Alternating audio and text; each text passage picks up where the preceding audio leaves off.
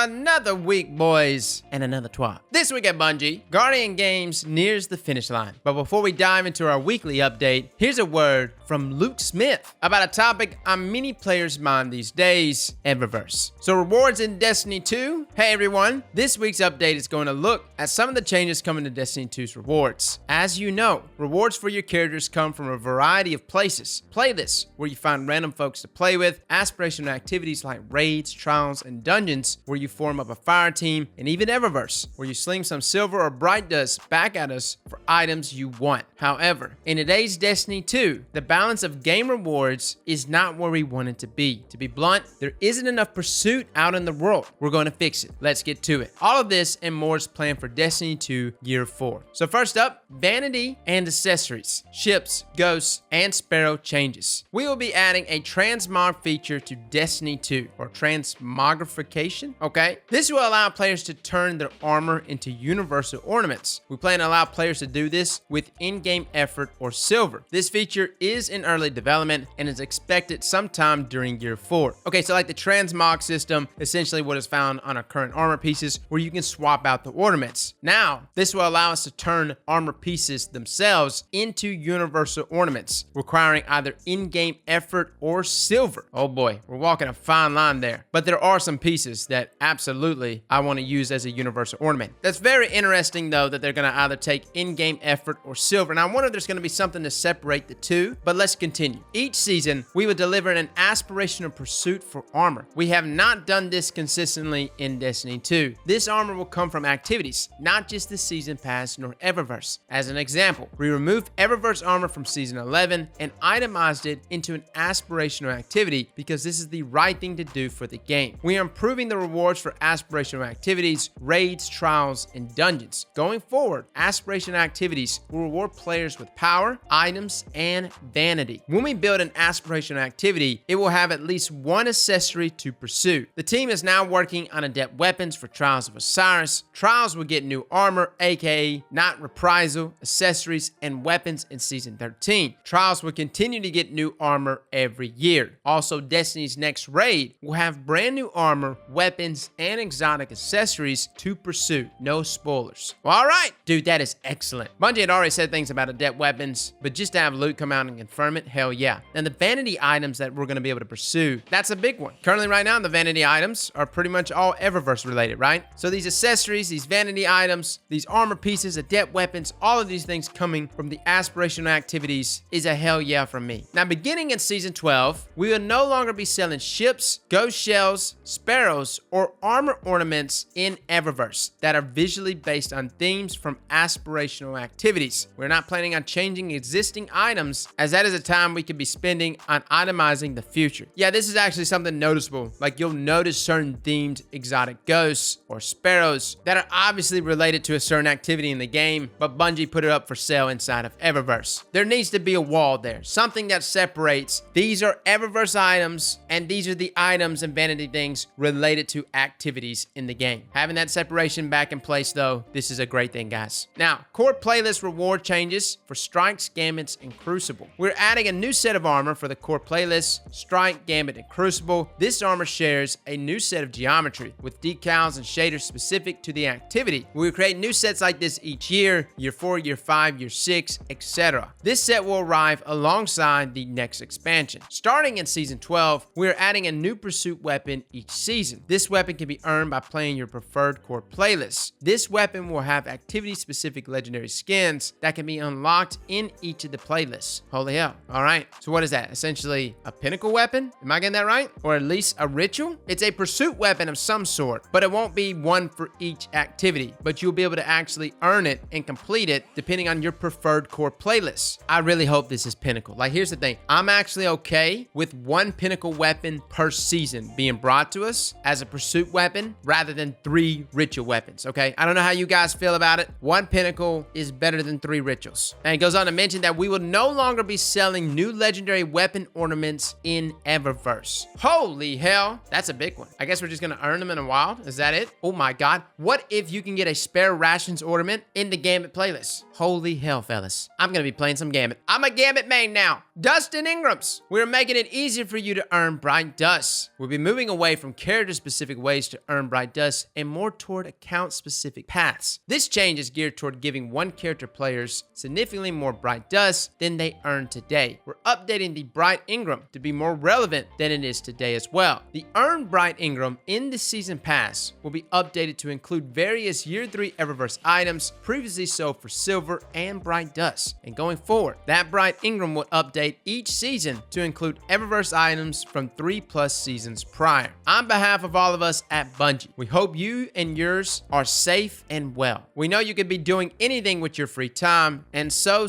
many of you are spending it in our worlds. Thank you and stay safe. See you soon, Luke Smith. Alrighty then. Okay guys, these are actually great things. I don't know what you wanted to see from this section of the TWAB. We knew that we were going to be talking about Eververse this season. This was going to be a big topic. People were kind of getting fed up. I think last year, we gave the benefit of the doubt. We knew that Bungie was in a sticky situation financially. They had to buy themselves out from Activision. They had a lot of things going on. It got a little sketchy, okay? I'm not looking at Bungie's financials, but I can only imagine. When you start throwing millions out, hundreds of millions out, I can only imagine everybody at Bungie had a tight butthole for a good 6 months, maybe even a year. Either way it goes, this is good stuff. This is essentially Bungie saying, listen, the game has been successful. We've been able to overcome everything we need to financially. So instead of us continuing this same monetization practice through Eververse, we're going to relinquish that and allow for these things to be earned in core activities, as well as just more ease there in Bright Dust. Really though, guys, this is great stuff. Moving on though, nearing the finish line. Look, you know it, I know it. Titans have taken a stand, owning the Guardian game since day 2 of the event. They've held strong against the book-reading Warlocks. They laughed in the face of fashion-centric hunters like myself. After years of taking the backseat and avoiding the spotlight, Titans are showing off their light brighter than they ever have before. The more I think about this, the less surprised I am. Going into the event, I knew Titans would show up. Maybe not to this extent, but Titans always have a way of being there when you need them. Day in and day out, Titans are standing strong in the face of darkness to protect the citizens of the last city. Even if I was hoping for more hunter wins, I can't help but acknowledge the unrelenting strength here. Good stuff, Titans. You all deserve a bit more credit than folks give you. We still have a few more days left of the event, all contributing 2 points to daily standings. Warlocks, hunters, these are your last chances to make a statement. Will you swap placements before the end of the games, or have you embraced your 2nd and 3rd place standings, respectively? Let's see what you got. Now let's look at the rest of the week's topics. Guardian's Heart is coming to a close, and we have a final list of Bungie bounty targets for you to hunt in support of charity, as well as a forecast of the final Iron Banner for the season. Yo, fellas, big shout out to my Titans, though, really.